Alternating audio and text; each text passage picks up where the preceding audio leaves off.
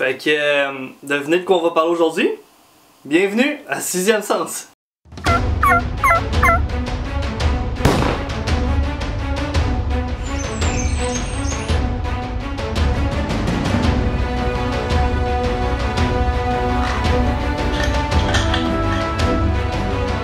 Wow, nice fish!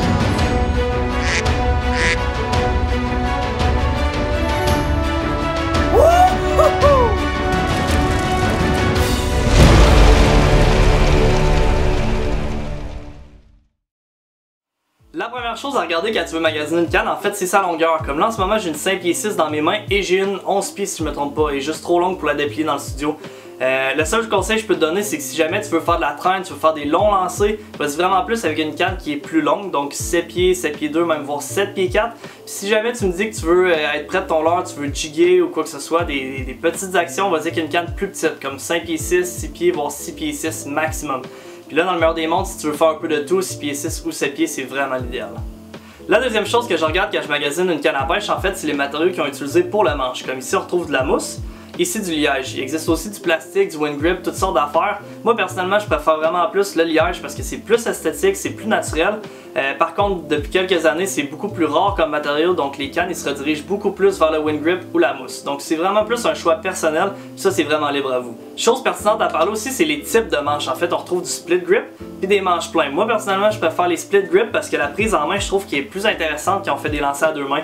J'ai entendu dire aussi que la vibration se transmettait plus d'un bout à l'autre de la canne en passant par ta main sans être coussiné. Les vibrations ne seront pas coussinées par un manche plein. Mais là, rendu là, je pense que c'est des rumeurs. Puis selon moi, c'est vraiment libre à vous le choix de type de manche. Donc les deux matériaux les plus populaires qu'on trouve sur le marché, en fait, c'est le fiberglass et le graphite. Je vous dirais que le graphite est beaucoup plus léger et sensible que le fiberglass.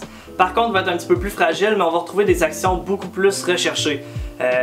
Plus cher le graphite, par contre le fiberglass, lui, il va être beaucoup plus résistant, beaucoup plus robuste, sauf qu'on perd en légèreté, on perd en sensibilité, mais si on s'en va à l'esturgeon, c'est une très bonne idée d'aller vers le fiberglass. Si on s'en va vers la truite, le doré, brochet, masquinongé, whatever, n'importe quel poisson, qu'on veut une sensibilité, qu'on veut sentir les touches, graphite.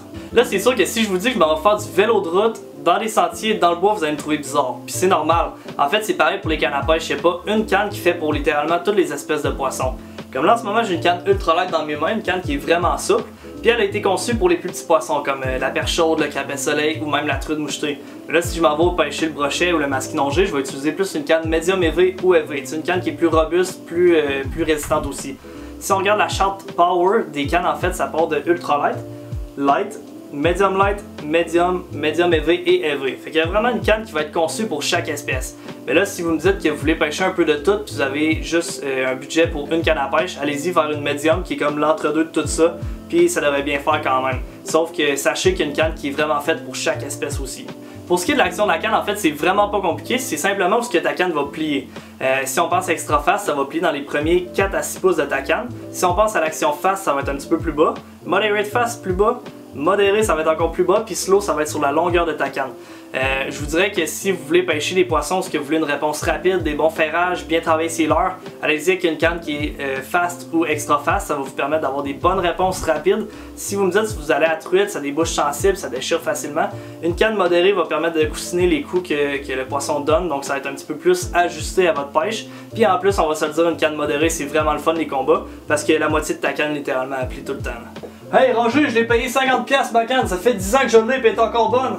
Bon, pourquoi payer une canne plus chère qu'une autre? En fait, c'est vraiment simple, c'est qu'une canne plus chère va te permettre d'avoir plus de sensibilité, plus de fun, plus de légèreté. Faites attention par contre, une canne plus chère veut pas nécessairement dire plus robuste. En fait, c'est souvent l'inverse.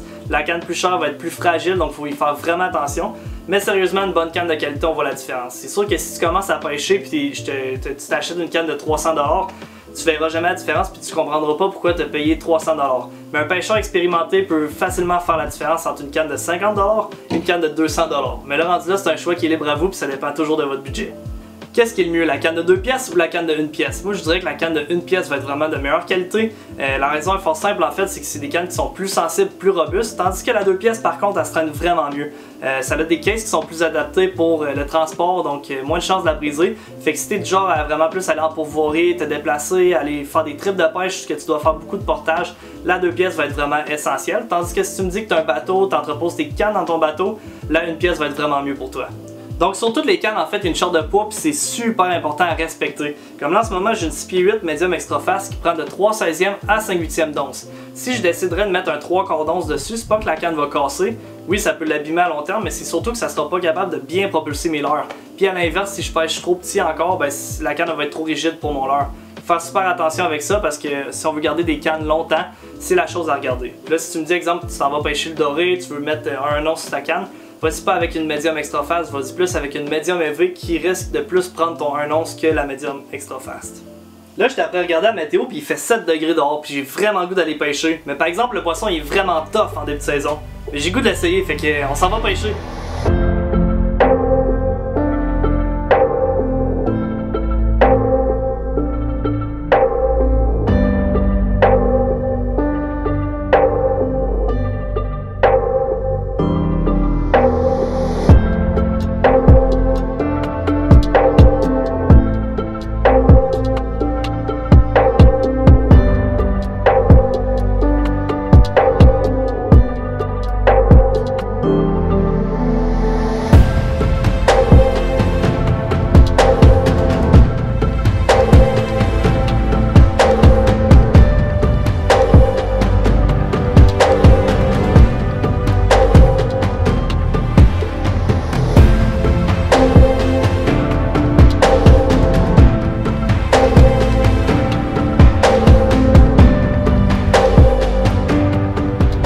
Pas de sens, il fait tellement chaud là en ce moment, là, je vous jure que je suis en dessous de tout ça, c'est la première fois cette année, puis je suis tellement content là. Puis là on s'en va à mon premier spot de pêche, puis là j'ai quand même peur que les banquiers s'y décrochent puis que finalement ce soit pas pêchable. Mais j'ai hâte de voir, sérieusement, je suis tellement excité, c'est la première fois cette année que je pêche. Puis by the way, allez voir ça, La Mouchetée directement sur le site de laforcedelanature.ca. Édition limitée, faite aux États-Unis, faite à la main, sérieusement, on est super fiers. C'est des beaux bijoux, puis livraison très rapide. Fait que là on s'en va à mon premier spot, puis j'ai hâte en tabarnouche, fait que je vous reviens là-dessus. Bon, je viens d'arriver à mon premier spot de pêche, puis c'est zéro pêchable, checkez ça.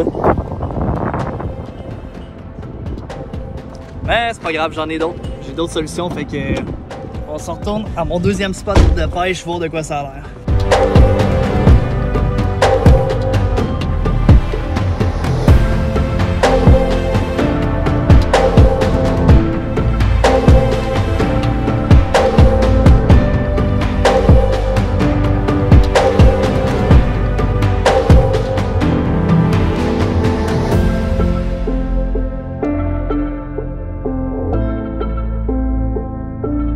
Ouais, ben, c'est vraiment plus tough que je pensais. Là, j'arrive à mon dernier spot.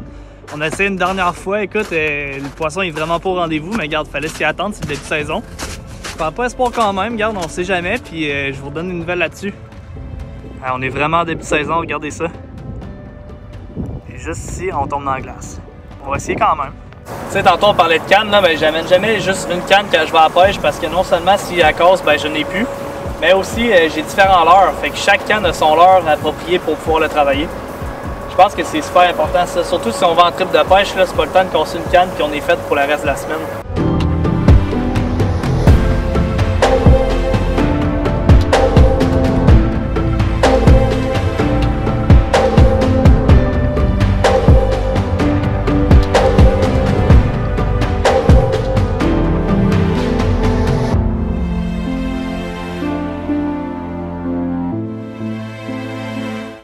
C'est déjà la fin, guys. Merci d'avoir écouté la vidéo jusqu'à la toute fin. Écoute, ça n'a pas été super concluant comme pêche, mais c'est pas grave, je perds pas espoir. Le doré en début de saison il est vraiment tranquille.